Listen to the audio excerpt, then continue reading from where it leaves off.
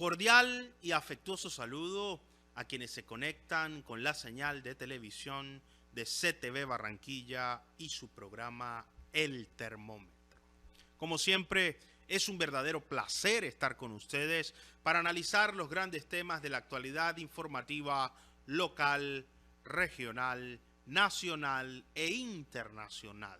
Hoy con un tema nacional que está provocando una fuerte polémica, una propuesta del presidente Gustavo Petro denominada Jóvenes en Paz, que ya ha tenido la viabilidad presupuestaria del Ministerio de Hacienda con 1.2 billones para cubrir ese propósito de darle un subsidio de 1 millón de pesos durante 12 meses a 100,000 jóvenes que sean considerados población vulnerable, jóvenes entre los 14 hasta los 18 años. Esta población vulnerable tendrá entonces un beneficio adicional de 1 millón de pesos mensuales para evitar ser reclutado por grupos de delincuencia común o cualquier otro propósito y librarse de las esferas de la delincuencia y de la violencia. Esta política social ha suscitado un amplísimo debate, sobre todo en medio de la intensa campaña electoral que se está viviendo en todo el país. Hemos visto ya cómo movilizaciones con el precio de la gasolina han sido calificadas desde el Ejecutivo como actuaciones eminentemente con fines electorales, y ahora esta polémica también ha movilizado a los partidos a emitir opiniones críticas contundentes sobre si este tipo de programas sociales tienen algún beneficio e impacto positivo para la sociedad.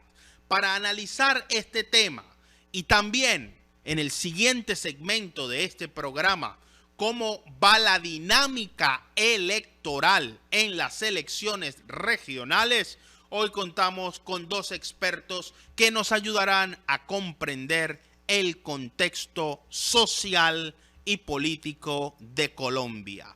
Desde la ciudad de Bogotá está con nosotros el doctor Carlos F. Ramírez Guerrero. Es un connotado jurista de la capital del país, profesor universitario, investigador, miembro de la Federación de Colegios de Abogados de Colombia en su consejo directivo.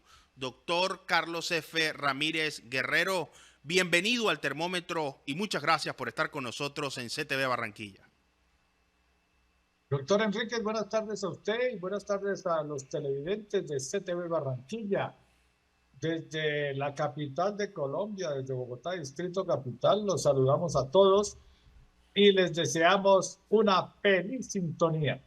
Muchísimas gracias, doctor Carlos F. Ramírez, por estar con nosotros en el Termómetro, en los estudios de CTV, en medio de la humedad y la alta temperatura que está acariciando a Barranquilla. Se encuentra con nosotros el doctor Porfirio Castillo Zamora, abogado, jurista, importante opinador político, ha sido periodista también en diferentes medios, entre otras actividades como consultor y analista político. Doctor Porfirio Castillo Zamora, bienvenido al Termómetro y muchas gracias por estar con nosotros en CTV Barranquilla. Gracias a Julio. Es mi saludo fraternal al profesor y muy especialmente a la audiencia que nos va a escuchar y que se nos va a observar. Muy agradecido pues con la gentileza de tu invitación. Jugando de local, ¿no? Es decir, el profesor en Bogotá y yo estoy jugando de local. Esto no va a ser un partido de Junior contra Santa Fe, anticipamos, ¿no? Pero el color rojo lleva algo importante por allí. El programa Jóvenes en Paz ha generado una amplísima discusión sobre si alcanza o no los fines, los propósitos, la intencionalidad de evitar que nuestros jóvenes sean reclutados por grupos al margen de la ley o sean afectados por la violencia y el drama de la criminalidad en Colombia. Desde su perspectiva, doctor Carlos F. Ramírez, ¿es un programa eficaz, efectivo, con buenas intenciones, darle a jóvenes, a 100,000 jóvenes, 1 millón de pesos durante 12 meses puede cumplir el propósito de frenar la seductora propuesta de pertenecer a organizaciones criminales? Gracias, doctor Julio César. Como decía un periodista que era de la época del presidente Guillermo León Valencia, a quien por ser periodista político le llamaban el gorila, o los gorilas a todos los periodistas políticos. En la época del presidente Valencia, esto tiene tanto de largo como de ancho. El programa me parece bueno, el espíritu y la intencionalidad del programa me parece bueno, pero yo creo que los jóvenes de 14 a 16 años, a 17 años, deben estar en el colegio público, estudiando, preparándose para enfrentar la vida. Ahora mi pregunta es, ¿qué van a hacer los jóvenes en el programa Jóvenes en Paz? Para evitar que los grupos al margen de la ley los vayan a reclutar. Nosotros desde el gobierno debemos tomar otras acciones y dejar que los jóvenes estudien, que se preparen.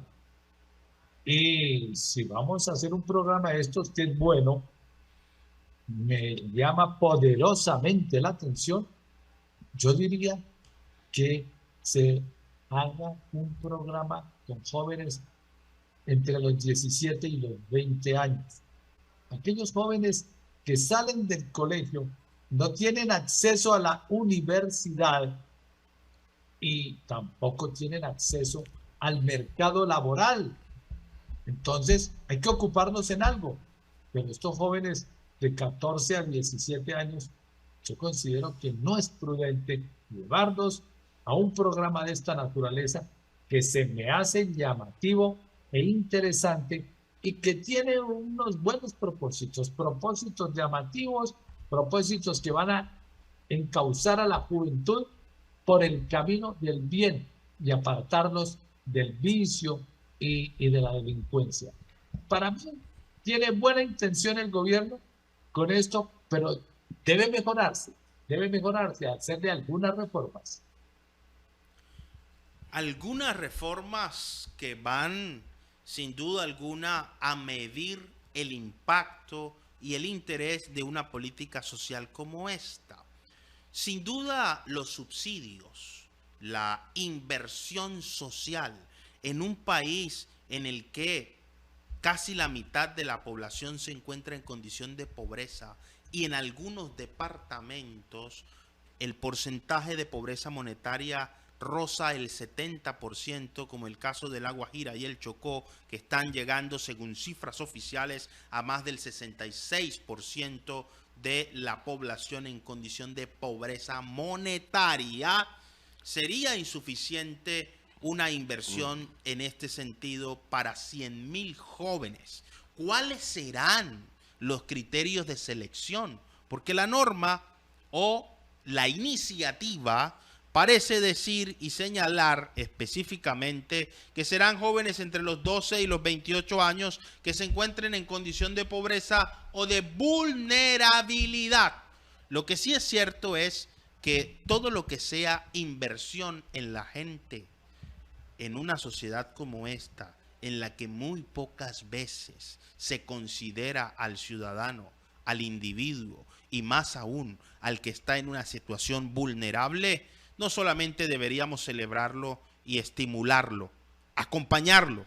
El tema es cómo garantizamos que esos recursos no terminen en otro tipo de usos, bajo otro tipo de situaciones. Hay un proceso de acompañamiento a los jóvenes para que entiendan cómo invertir ese dinero, cómo lo utilizarán. Hacia allá van a surgir múltiples preguntas. Doctor Porfirio Castillo Zamora, Desde su óptica, ¿este programa social de la Presidencia de la República tendrá el efecto y el impacto querido por el presidente, que ha empleado el término pagar para no matar? Bien, yo voy a establecer más o menos unos 2-3 criterios frente al tema. El primero es cómo caracterizar a los jóvenes. Siempre hablamos de los jóvenes. Yo me permito decir que la juventud es un estado transitorio. El día que el joven tiene un hijo, ya no es joven, es papá. O la joven ya no es joven, es mamá. Y así sucesivamente. Desde ese punto de vista, yo creo que la política que se trace en ese sentido debe ser estratégica, pensando en que el joven pueda formarse para construir un proyecto de vida que lo ponga en una dirección de futuro, que es la que realmente reclama la sociedad en que vivimos. No un proceso de cambio, sino un proceso de transformación. Entonces, mi primera caracterización del tema es que los jóvenes están pues, en un estado transitorio que puede superarse inmediatamente obtengamos alguna de esas características. La segunda consideración, el programa, tal y como está presentado, allá llegaremos, se expresa en el contexto del Estado Social de Derecho como fórmula política y los fines que están establecidos, estatuidos por el Constituyente del 91. O sea, el programa es bueno en el sentido misional. ¿Por qué? Pues porque la Constitución política colombiana, inscrita en lo que se llama constitucionalismo social, tiene como finalidad el ser humano. Entonces decimos, la Constitución es antropocéntrica. Ahí hay otra mirada que nos dice que el programa está en el contexto del Estado Social de Derecho. Y un tercer problema que podríamos mirar es el tema de la inseguridad y la violencia, que es uno de los problemas que más nos golpea. Concurro en la mirada con Julio César y el profesor, en el sentido de que es bueno, pero tenemos que saber cómo se implementa y tenemos que garantizar su finalidad, desde mi punto de vista, con una vocación estratégica que nos permita contribuir al proceso de transformación de la sociedad. Contribuir al proceso de transformación de la sociedad. La inversión social ha suscitado un amplísimo debate en la historia conceptual. La política social y los programas sociales, específicamente vistos desde la óptica de las políticas públicas, han tenido dos posturas tradicionales. Una con un sentido liberal en cuanto a que es el mercado, las condiciones propias de las sociedades, las que deben provocar en el individuo su propio desarrollo y apartarse de las conductas que son lesivas, nocivas, dañinas o inadecuadas en un contexto social determinado.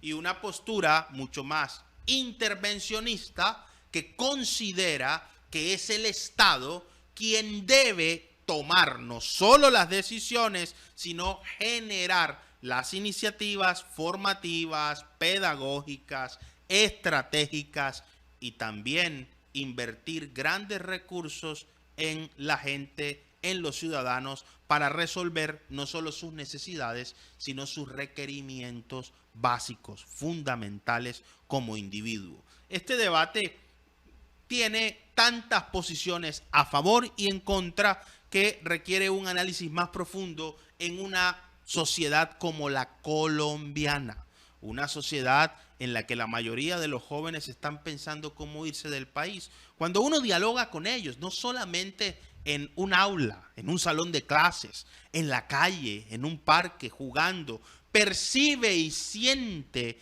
que hay no solo insatisfacción ni desesperanza, sino también un deseo de encontrar oportunidades.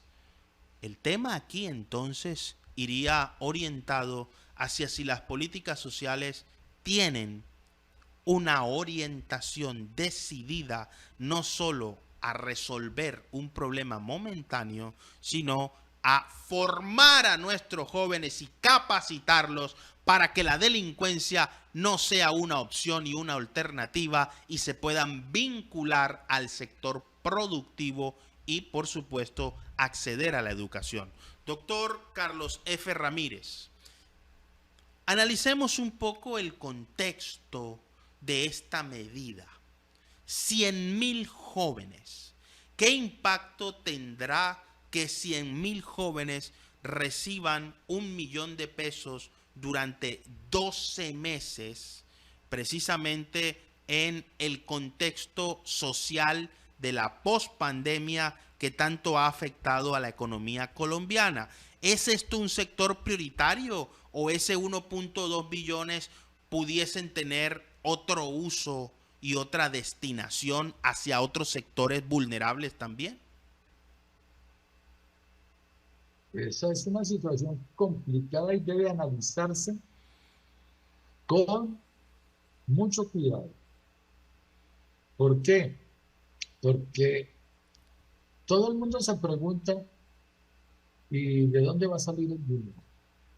¿En dónde está la partida presupuestal para entregarle ese 1 millón de pesos a 100.000 jóvenes? ¿Cuánto vale 1 millón de pesos mensuales a 100.000 jóvenes? ¿Cuánto vale al año? Multiplicándolo por 12 meses.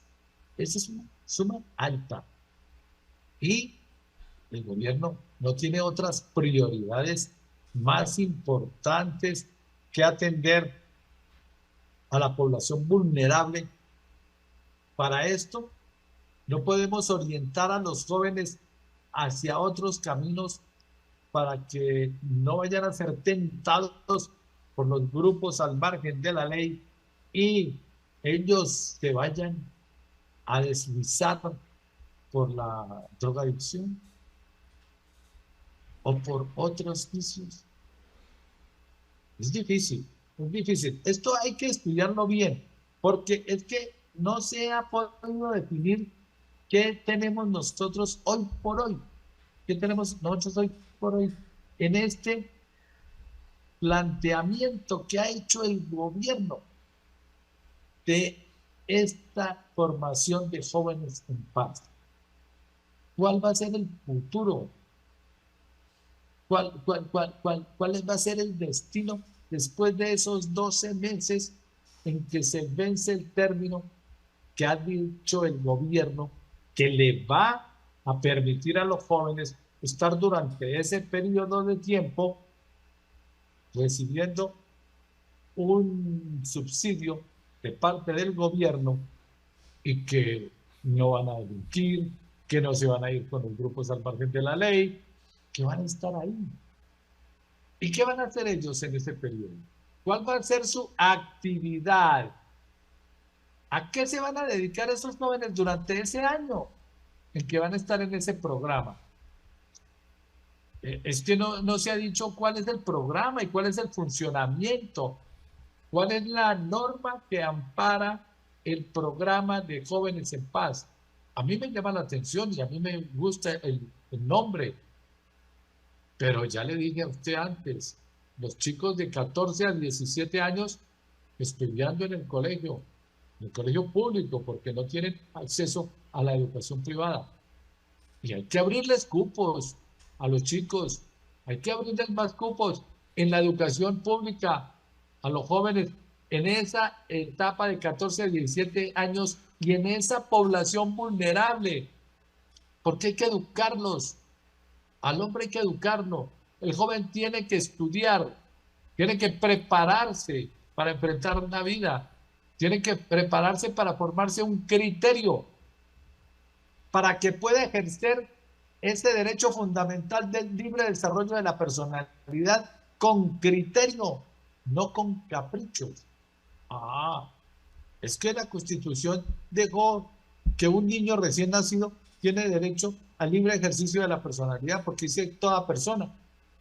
Pero si dijera la Constitución todo ciudadano, sería diferente, porque es que entre el nacimiento y la mayoría de edad, el joven tiene una formación, una educación en su casa, en el colegio, mientras que toda persona puede hacer lo que le venga en gana. Eso no es así.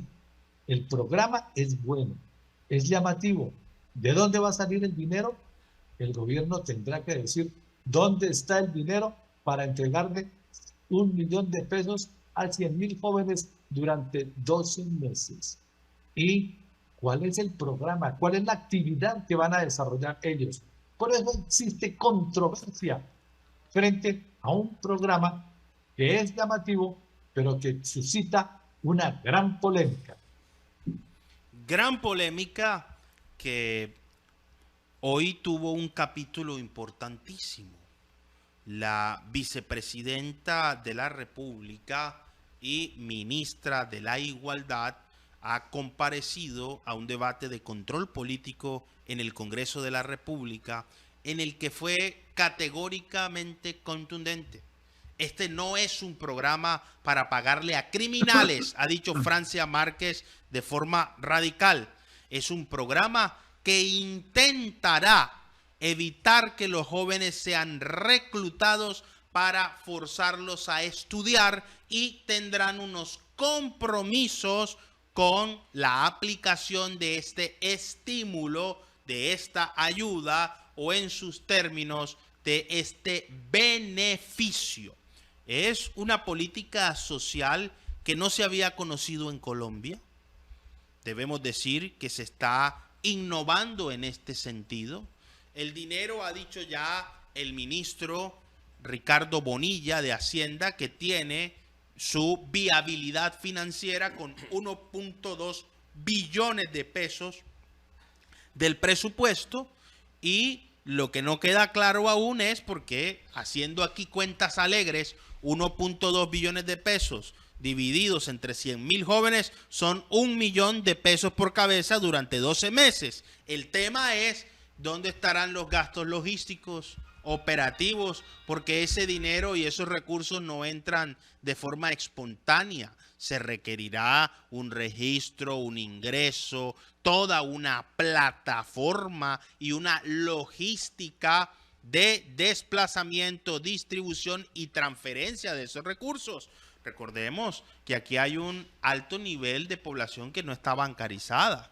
¿Cómo van a recibir esos dineros? Es decir, el 1.2 billones es simplemente el millón por cabeza, pero el resto de la logística todavía no está por aclararse. Ojo con lo que vamos a decir. La política criminal es el área de estudio que se ocupa de trazar los planes, las acciones, las estrategias, los procedimientos por medio de los cuales los estados y las naciones del mundo adoptan criterios que se traducen en decisiones para reducir la criminalidad y la delincuencia.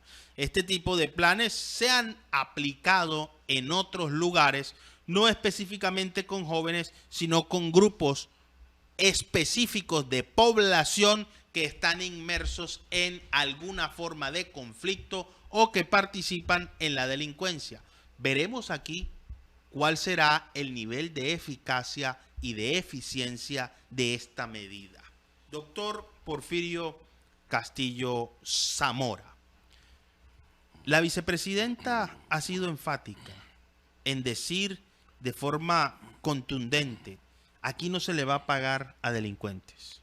Aquí se le va a estimular a estos jóvenes a que salgan de las organizaciones criminales, a que eviten ser reclutados y que asuman ciertos compromisos. Esos compromisos, esas preferencias y esos criterios en un programa social de tan amplia envergadura, ¿representará un beneficio para la sociedad colombiana? A ver, yo pienso, Julio César, que es muy compleja la situación del país en términos de seguridad, y también es muy compleja la situación del país en términos de desempleo, digamos de exclusión y de pobreza. Y esto de exclusión y pobreza es parte de lo que ayuda, contribuye a toda esta criminalidad. coincidimos pues entonces en que el programa no es malo. Se necesita claro diagnóstico, se necesita metodología de implementación, se necesita institucionalidad, y aquí llamo la atención muy fuertemente sobre esto, institucionalidad. Se necesita plantearle el horizonte y se necesita medirlo. Es decir, no puede ser simplemente una elucubración filosófica o teórica, sino que es todo un proyecto que va a reclamar una supervisión, verificación y una claridad absoluta en su conducción hacia dónde va. Desde ese punto de vista, por supuesto, los interrogantes que van a surgir son muchos. Yo me pregunto, ¿están focalizados los jóvenes? Yo me pregunto, ¿quiénes son ellos? Pero, ¿qué van a hacer? También me lo pregunto. ¿Qué le van a organizar a ellos para que se construyan desde la perspectiva de un proyecto de vida? Eso es un punto. Pero es que aquí viene otra situación muy complicada. Yo estoy de acuerdo en que estén estudiando. Deben estar estudiando. Pero hay un problema que también tenemos que empezar a examinar. ¿Cuántos profesionales vota el país año tras año? ¿Y cuántos de ellos han logrado insertarse en el escenario laboral? Esa es una pregunta que tenemos que hacer. Y entonces concluimos, sí, ciertamente, la educación es un factor de movilidad, pero si la educación, por ejemplo, se convierte en un negocio, deja de ser un factor que interesa a la movilidad, porque lo que se necesita es vender el título. Desde ese punto de vista también tenemos otro problema, lo que es el empleo, la inserción en el trabajo, pero sobre todo que el hecho solo de que el joven pueda recibir un dinero no es para rescatarlo simplemente de allá, es para evitar que entre. Si eso es así, entonces también tenemos que garantizar que haya una institucionalidad capaz de responder por eso, y que esto no se vuelva una política de gobierno, que se traduzca en una política de Estado que nos conduzca a ese proceso de transformación de la sociedad, que es lo que realmente nos interesa, porque generacionalmente la generación de hoy está en mucho riesgo. Ya nosotros tuvimos los nuestros, pero la de hoy tiene unos nuevos y potencializados. ¿Qué quiere decir esto? Que todo esto hay que contextualizarlo, revisarlo, identificarlo, diagnosticarlo, implementarlo y garantizarlo con una institucionalidad capaz de hacerlo. La institucionalidad es esencial para el desarrollo de la política pública. Ojo con esto. Darle recursos a una persona en condiciones de vulnerabilidad no debe ser objeto de críticas, siempre y cuando esos recursos tengan una destinación específica y cumplan un propósito determinado. Si el propósito es que esos jóvenes se dediquen a estudiar durante el año en el que van a recibir el beneficio, el efecto transformador en esas 100,000 familias a las cuales pertenecerían estos jóvenes sería significativo. Las dudas de los expertos le apuntan a comparar este programa con otras políticas sociales que han tenido cierto nivel de eficiencia y de eficacia en nuestro país, con un nombre parecido inclusive, Jóvenes en Acción. Resulta que este programa Jóvenes en Paz, presupuestariamente en un año, es 4 veces superior al actual programa Jóvenes en Acción. Entonces la pregunta que se hacen algunos expertos es, ¿será que aquellos jóvenes que no son o que no están en una posición que los ponga en vulnerabilidad frente a la delincuencia recibirán más dinero que aquellos que están estudiando y que hacen parte del programa Jóvenes en Acción? El tema es bastante complejo, amerita un nivel de análisis a profundidad que desde todo punto de vista puede ocupar horas. Pero el tema central aquí está en la capacidad que tenga el Estado para traducir esa inversión en beneficio individual y colectivo. ¿Qué pasará después de los 12 meses. Esos jóvenes durante un año modificarán patrones de comportamiento quienes ya han sido seducidos por la criminalidad. Veremos. Vamos a avanzar ahora sobre un tema que también está preocupando a la opinión pública y son las elecciones regionales. Y decimos preocupando porque estamos viendo cómo en Colombia las elecciones regionales ya no están despertando el interés que les era característico. Doctor Carlos F. Ramírez, usted está en Bogotá. Yo tuve la oportunidad de visitar recientemente la capital del país y también percibí esencialmente lo mismo.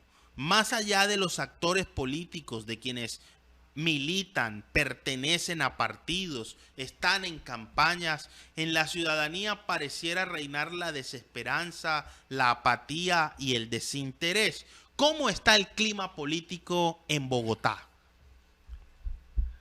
El clima político en Bogotá está en 37 a 38 grados de temperatura a la sombra.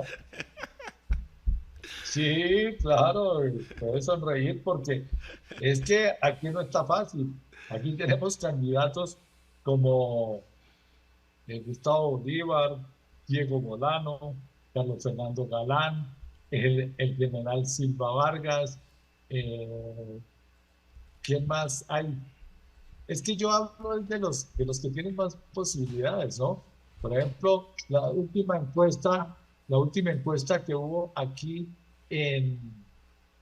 entre los candidatos a la alcaldía mayor de Bogotá, está en primer lugar Carlos Fernando Galán, pero en segundo lugar está Gustavo Bolívar.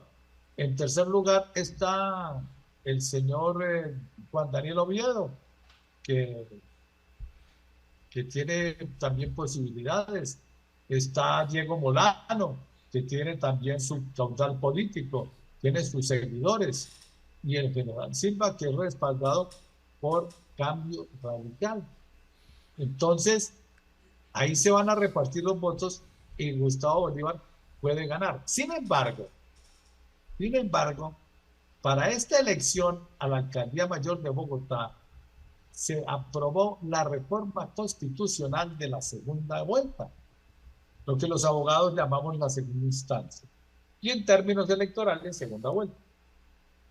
Entonces, con esa segunda vuelta, pues dicen los conocedores que quien gane la posibilidad de ir a competir contra Gustavo Bolívar por ser el ocupante del Palacio Líbano en el próximo cuatrienio, pues va a tener la posibilidad de que los perdedores, los que no llegaron a esa instancia, se le unan y se convierta esto en un todos contra Bolívar.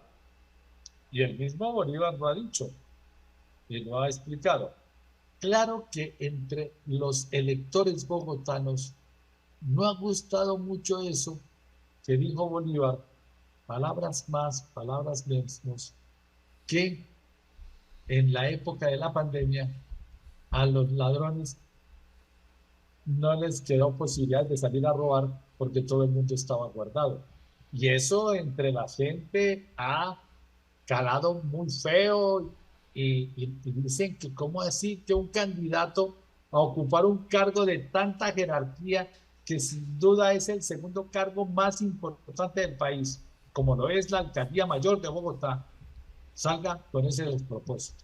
Entonces ahí hay una situación encontrada, unos que dicen que bueno, que eso fue un lapsus, que tal, que eso él no lo quiso decir, pero que lo dijo, y en fin, usted sabe cómo es esto de la política es dinámica, la política es amplia. Hoy estoy, mañana no estaré. Y si no estoy hoy, mañana puedo estar. Entonces, esto es difícil. El sábado ¿cuándo se cierran las inscripciones? En estos días se cierran las inscripciones. Entonces, hay gente afanada inscribiéndose. Ya apareció gente en Bogotá que no sabemos dónde vive y que está inscribiendo la cédula. Entonces, seguramente viven por aquí en Chía, en Soacha o en Mosquera, Madrid, en esos municipios aledaños a Bogotá, y que serán trasladados ese día a las elecciones para alcalde de Bogotá. Eso me suena mal porque esto es transhumancia y, y la política debe ser más limpia, más cristalina, más diáfana. Y hemos visto últimamente una serie de trapisondas politiqueras que no le convienen al país y que le hacen perjuicio a la ciudadanía. En todo caso, Bogotá está que arde. Unos van a votar por Galán, otros por Molano, otros por Oviedo, otros por Bolívar, otros por el general Silva Vargas, general en retiro. Y aquí se habla de la seguridad. Seguridad es lo más importante. El caballito de batalla de los candidatos a la alcaldía de Bogotá es la seguridad. Vamos a ver cuál gana. Y vamos a ver qué van a hacer en materia de seguridad. En todo caso, las calles de Bogotá están destrozadas. Si usted vino a Bogotá la semana pasada, doctor Enríquez, pudo sufrir los baches de las vías de Bogotá, que ya no la llaman Bogotá, sino Huecotá. Así que esperemos a ver, amanecerá y veremos. Amanecerá y veremos. Y dijo alguien por acá, acostado en una hamaca en la costa, y veremos si amanecerá también. El tema, doctor Carlos F. Ramírez, es que sí, pude palpar ese problema de inseguridad en Bogotá. Caminando por una de las calles, lo vi en vivo y en directo, un atraco, dos jóvenes en una moto interceptan a una persona que va caminando, una mujer vulnerable, la despojan del teléfono celular y de la cartera y se van. Eso pareciera que fuese ser recurrente en la capital, pero no solo en Bogotá, en todo el país la inseguridad está galopando y no se ven políticas, acciones, planes efectivos para combatir ese tipo de prácticas. La política entonces hace que suba la temperatura en el termómetro. Doctor Porfirio Castillo Zamora, si Bogotá está ardiendo, el sol ha salido y la temperatura no para de subir, ¿cómo está el clima político en el departamento del Atlántico? Usted que hace correrías permanentes por los municipios y que de primera mano tiene el contacto real con los electores. ¿Cómo va esa puja por la gobernación del Atlántico? Voy a decir dos cosas en este momento. La primera, la segunda vuelta en Bogotá, como para la presidencia de la República, debe conducirnos a lo que en muchas oportunidades hemos conversado. Debe construir un consenso democrático capaz de garantizar el cambio que quieren siempre y cuando que se haga un buen gobierno. Entonces, para mí, consenso democrático, cambio y buen gobierno son respuesta a muchas de las preocupaciones que hay. La segunda, la palabra, el discurso. Es muy posible que cuando se está en la actividad política se digan cosas que no se deben, en la actividad electoral. Vamos a decirlo de mejor manera. La política, en las elecciones se tiran la política y la política se tira en la institucionalidad. Por eso yo llamo la atención sobre todo lo que estamos diciendo en relación con la institucionalidad, porque es que lo que veo es una institucionalidad fallida. Desde ese punto de vista, en el Atlántico y en la costa, he podido observar un fenómeno que ya no es que sea nuevo, sino que ha crecido, que se ha empeorado y que ha generado una propia narrativa. Por ejemplo, ya los municipios no eligen los alcaldes. El alcalde lo eligió el senador tal o el diputado tal o el representante tal. En virtud de lo cual ya el ciudadano no está representado en ese alcalde y ese alcalde no siente que tiene un compromiso con ese ciudadano. ¿Por qué? Porque lo único que le da al alcalde una responsabilidad con el ciudadano es el voto libre de este. Y si él para ganar lo compra, entonces no hay voto libre. Desde ese punto de vista, la preocupación electoral está en que las elecciones reflejen la expresión libre de la voluntad popular, y aquí me da pena, pero lo que estoy viendo no es bueno. Incluso en muchas partes del país, pero como la pregunta pues me determina un marco espacial, que es el Departamento del Atlántico, no me puedo extrapolar. Entonces, usted encuentra que eso está allí. En relación con movimientos alternativos, bueno, ser honrado no le quita nada ni le pone nada a nadie en este país, pero yo lo voy a hacer. El movimiento alternativo del Atlántico está totalmente desaparecido, está totalmente desperfilado y no responde a las preocupaciones que se tuvieron cuando se acompañó la candidatura del presidente Petro. Entonces, desde ese punto de vista, el pacto histórico no pudo ser un referente electoral en el Departamento del Atlántico, no pudo serlo, y pues, no hay manera. Las elecciones son eso, y así se van a hacer.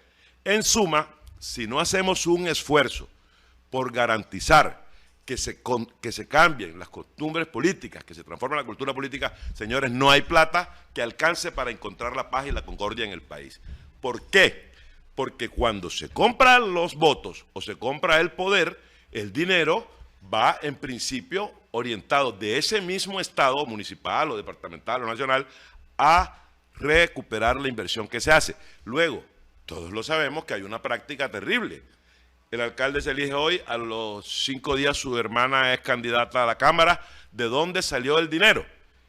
Esa es la preocupación que más nos corresponde expresar. Las elecciones no van a expresar la voluntad libre del elector. Y en ese mismo sentido, entonces tampoco el elector tendrá la posibilidad de reclamar del elegido algunas cosas. Estoy hablando materialmente. Aquí o la institucionalidad municipalista funciona, o entramos en lo que le dije ahorita a Julio César. Entramos en lo que estamos, o no nos salimos de lo que estamos, que es una anarcodemocracia municipalista. Y eso no te da ninguna respuesta desde el punto de vista de la visión estratégica del Estado y desde el punto de vista de las políticas de Estado, porque lo primero que se sacrifica es el principio de prioridad en la inversión pública, de pertinencia en la inversión pública. Entonces usted encuentra que los congresistas, que además cogen proyecticos de cualquier clase, los dispersan, los traen a los municipios y no encuentra que esa realidad se traduzca en algo que le dé respuesta a las preocupaciones. Del sur del Atlántico, hemos dicho siempre, el aparato productivo lo abandonaron. Ahí está, y es una preocupación que nos asiste. Entonces, yo creo que la situación acá no está como quisimos que estuviera. No se presentaron los hechos que creímos que se iban a presentar. Por ejemplo, que el pacto histórico fuera un referente en las elecciones regionales, y que las cosas están más o menos en el mismo sentido. No veo pues que el cambio haya llegado acá. En ese aspecto no tiene necesariamente que depender de las elecciones el cambio, porque si la institucionalidad funciona para que las elecciones no se la tiren. Y en este caso estamos en presencia de un proyecto político que en el país dio resultado, pero que en las elecciones regionales no lo está dando. Ese es más o menos el panorama del Atlántico, con bastante lengua y bastante pelea y bastante redes, pero nada nuevo bajo el sol.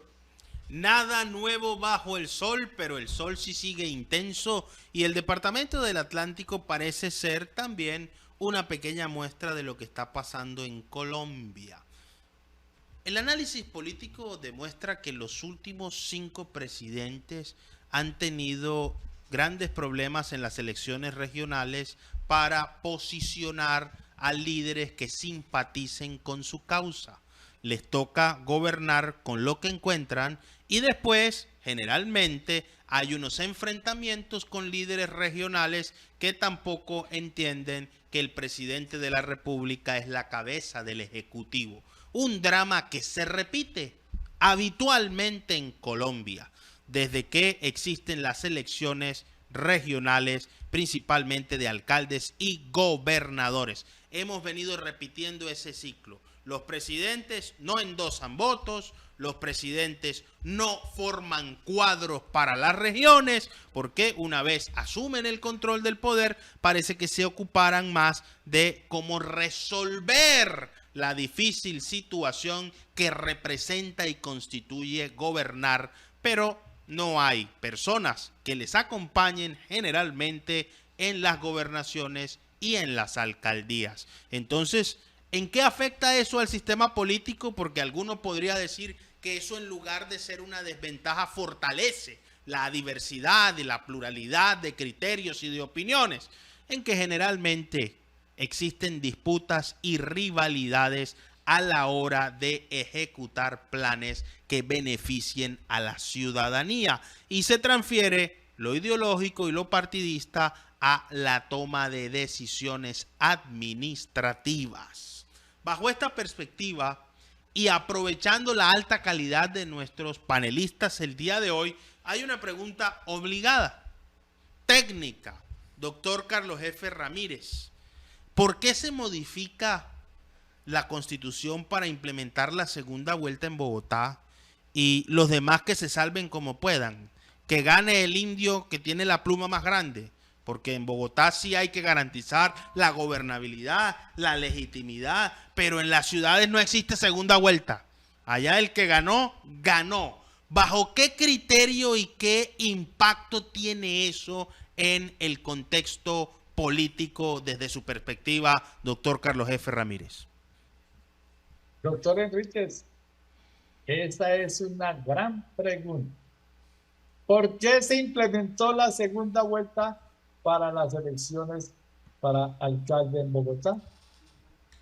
Y como dirían tus paisanos, ¿por qué? Ajá. Y tú sabes que, tienen muchas acepciones y los dejo locos. Eso lo aprendí de niño, por allá en el año 56, cuando yo vivía en Barranquilla. Y entonces yo me divierto con eso. Y esa sí que es una gran pregunta. ¿Por qué una segunda vuelta para elegir alcalde en Bogotá? ¿Qué ha pasado? ¿Qué ha ocurrido? Ha habido muchos problemas electorales en Bogotá. Esa pregunta me la he hecho yo. Dicen que para frenar a la izquierda que se ha enquistado en Bogotá, especialmente en el sur de la ciudad, por allá en la localidad Simón Bolívar, o en la localidad Ciudad Bolívar, en la localidad de Usme y en la localidad de Bosa. Y entonces, lo que pasa es que los ricos no votan y los pobres sí salen a votar. Esto es lo que pasa. ¿Cuánta abstención hay en Bogotá? Dígame usted. ¿Cuánta abstención hay en Bogotá? La gente del sur sí va a votar. Investigue usted.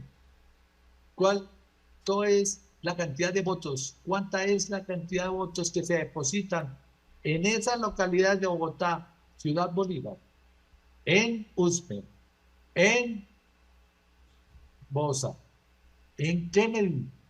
4 localidades que son bien vulnerables, donde está el más alto índice de inseguridad en Bogotá. Un candidato a la alcaldía de Bogotá, no recuerdo el nombre ahorita, dijo en una presentación pública que hicieron ellos en un debate, que en esas 4 localidades incrementaría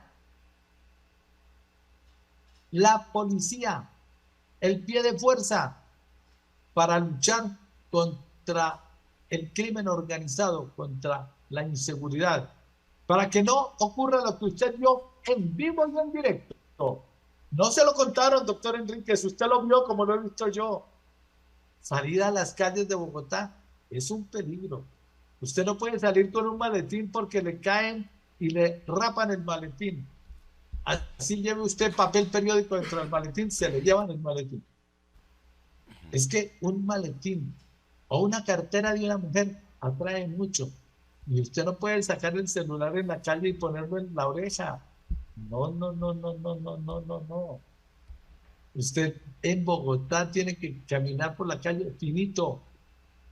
y camina, da 3 pasos al frente y mira para atrás, porque usted no sabe quién viene detrás, o de pronto pasa una ráfaga en 2 ruedas y 2 jóvenes en la moto y le pueden robar a usted si usted da la oportunidad. Como se dice vulgarmente, dio papaya y por eso lo robaron, señor.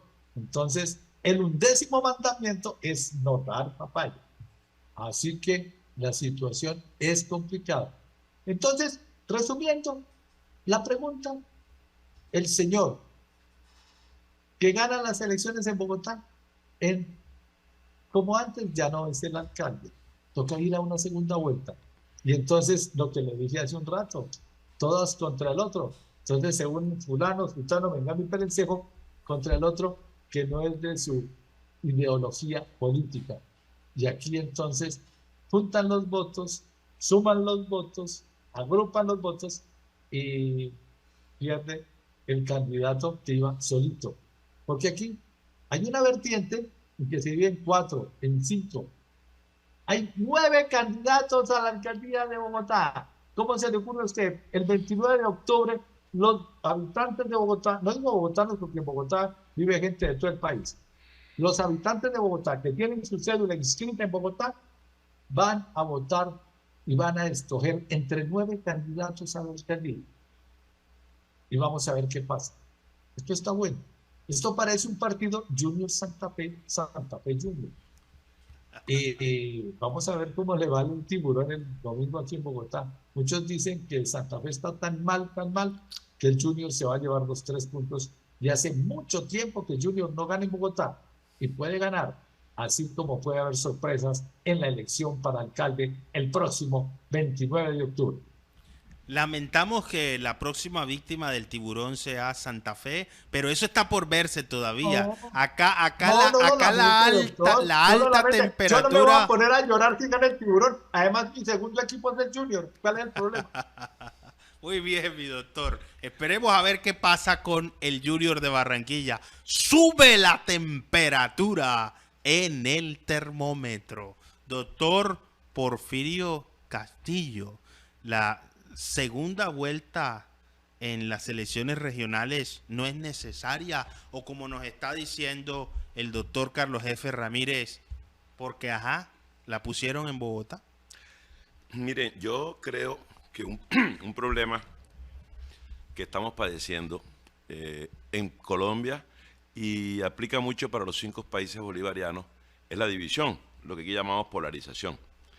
En realidad, entre la abstención y la mitad de los votos que pone el que gana, porque vota el 50% y el que gana pone la mitad de esos votos, un poquito más, pues lo que hay es una ausencia de participación de los ciudadanos en la decisión, y por supuesto esa ausencia de participación en la decisión es ausencia en la decisión, no es más que eso.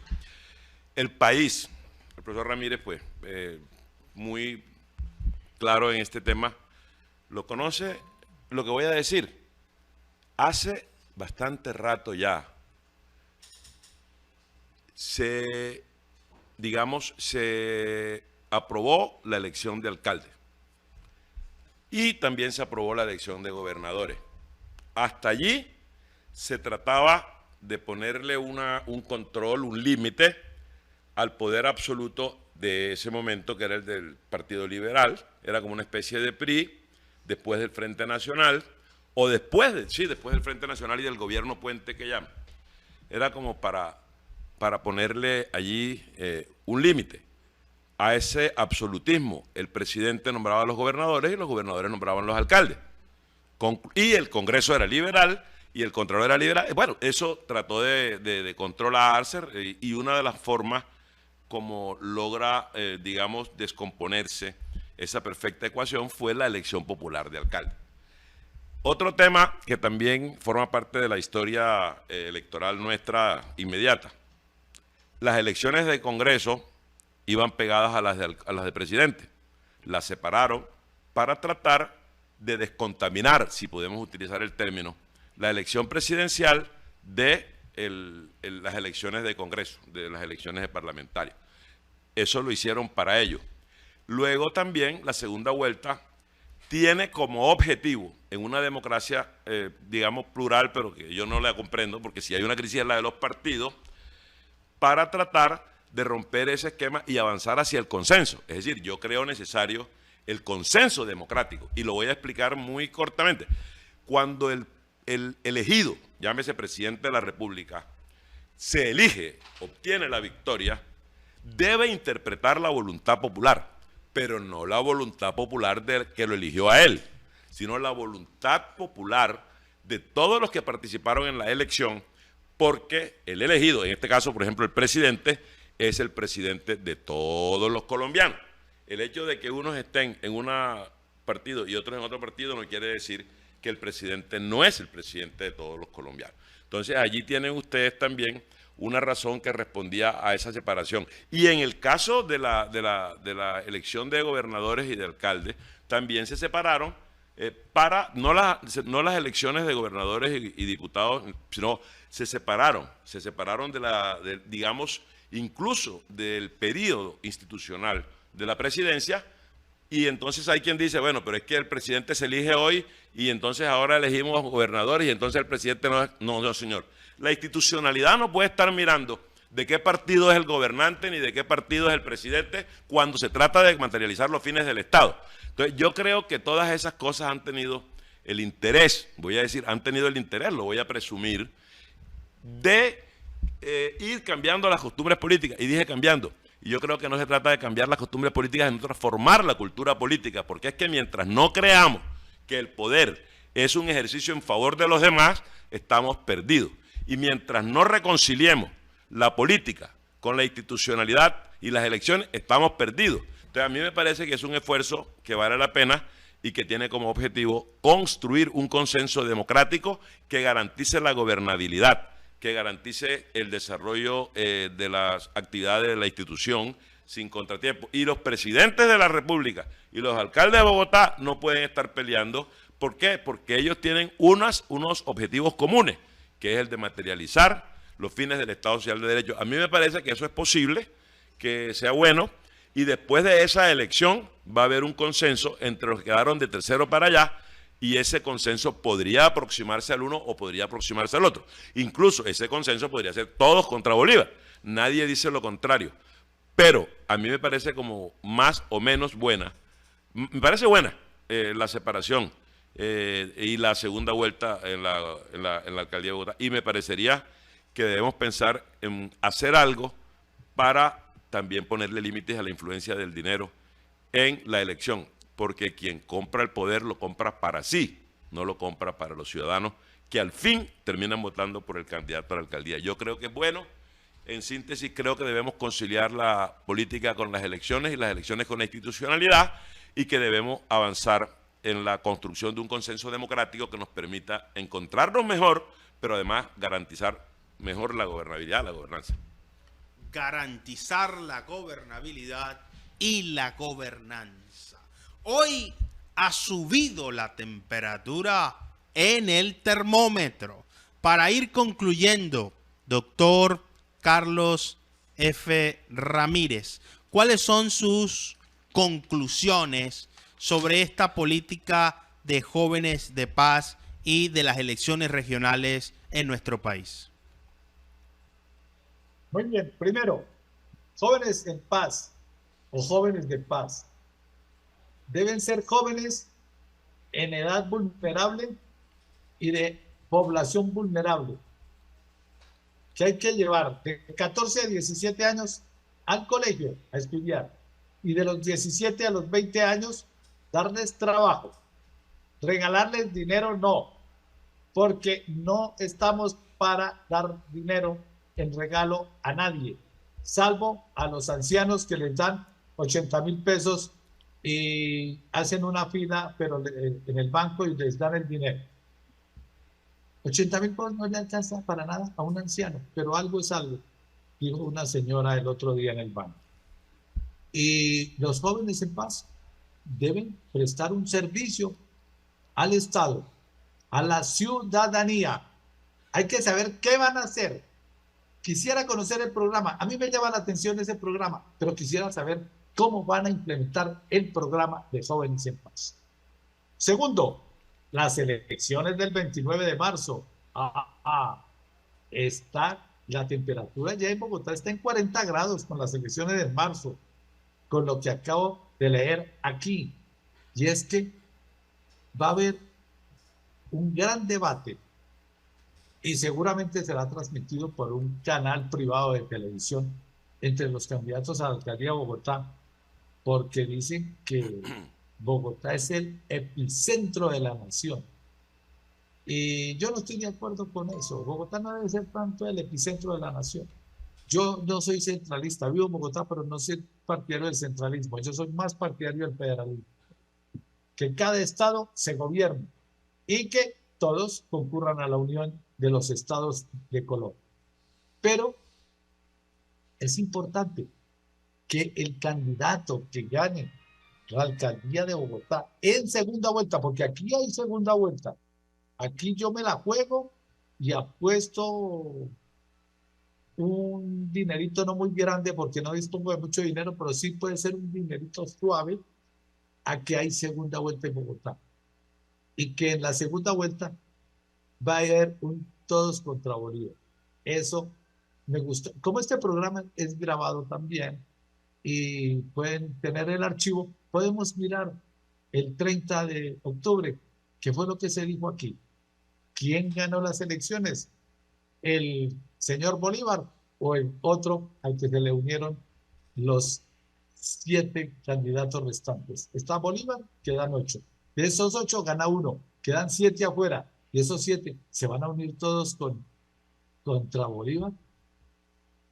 Como dice el dicho, averígualo Vargas. Entonces, doctor Enríquez, le agradezco mucho la invitación y estamos pendientes para hacer un debate entre los problemas del Junior y del Santa Fe, que son bien grandes y están lejos de volver a ser campeones.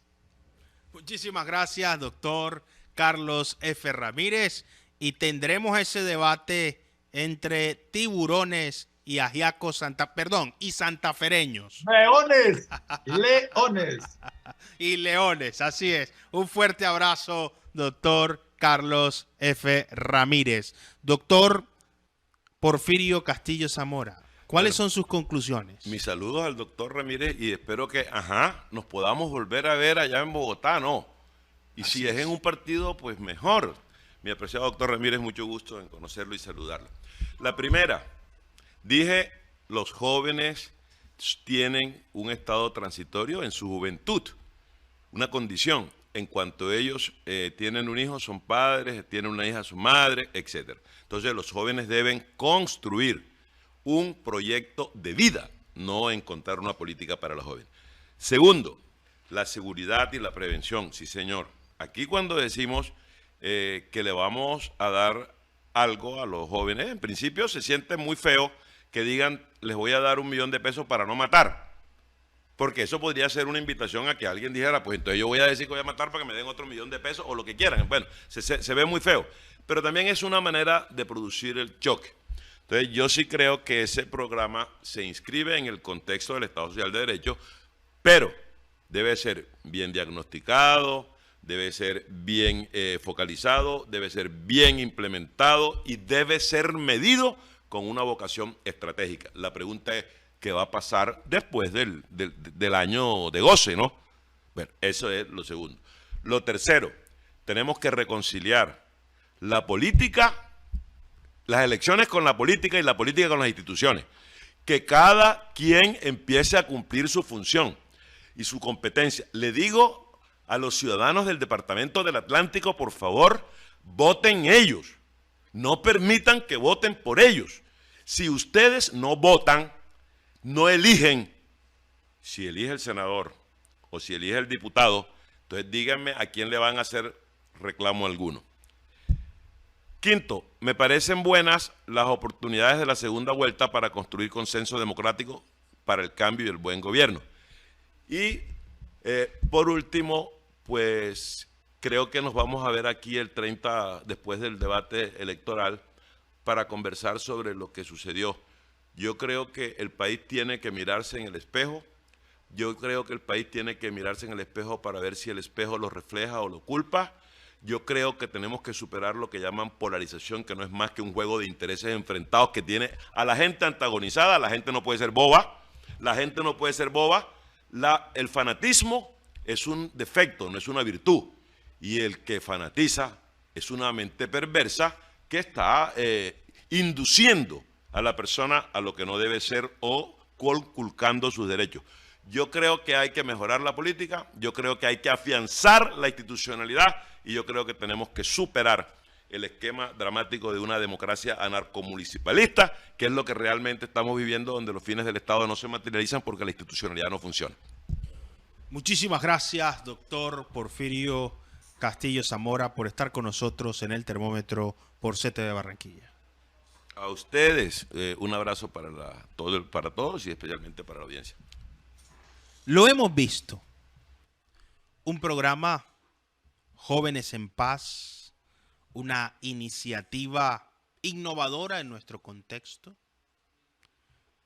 La ayuda nunca sobra si tiene un propósito que beneficie al individuo y al grupo con el cual interactúa. La solidaridad, la generosidad y el estímulo del Estado hacia sectores vulnerables desde todo punto de vista debe ser una función misional de la organización estatal. ¿Cómo se implementan esos programas? ¿Cuál es la destinación de esos recursos? ¿Hacia dónde se orienta la iniciativa y la destinación que se le da a los recursos del erario? Es el tema que este tipo de iniciativas todavía tiene que resolver. Si el propósito es motivar a nuestros jóvenes a estudiar y a escapar de la delincuencia, ese programa se queda corto con 100,000. Habría que llegar a todos los jóvenes de este país con estímulos, con iniciativas y con principalmente oportunidades. Si una persona tiene dinero en la cartera y no sabe en qué gastarlo y en qué invertirlo, ese dinero se vuelve mero papel. Pero si el dinero tiene un propósito de inversión que beneficia individual y colectivamente, adquiere más que precio y costo, valor significativo. Hacia allá tiene que ir y tiene que apuntar una política social cuando recursos que provienen de impuestos que pagan los ciudadanos son redistribuidos en poblaciones vulnerables. La política en Colombia está como la temperatura a nivel global. No vamos a defender el calentamiento global, pero vamos a decir aquí que se siente un intenso calor. Esperemos que ese calor se transforme en energía para elegir a los mejores. Usted que nos está viendo, es posible elegir los mejores. Usted dirá, no me siento identificado por ninguno. Busque aquel con el cual tenga algún tipo de afinidad, no necesariamente ideológica y programática, algún tipo de afinidad en lo moral, en lo ético, en la conciencia social y colectiva que tenemos todos los miembros de la especie por nuestra condición natural de personas, de individuos altamente gregarios. Esperemos que nuestros líderes tengan esa conciencia social que mejore nuestra cultura política y que de aquí al 29 de octubre podamos, entre las opciones que tenemos, elegir a los mejores por el bien de todos. No olvidemos nunca esto. No existe yo sin nosotros. Lo mejor de todos para ti y lo mejor de ti para todos. Muchísimas gracias por estar con nosotros en el termómetro por CTV Barranquilla. Nos estamos viendo en todas partes.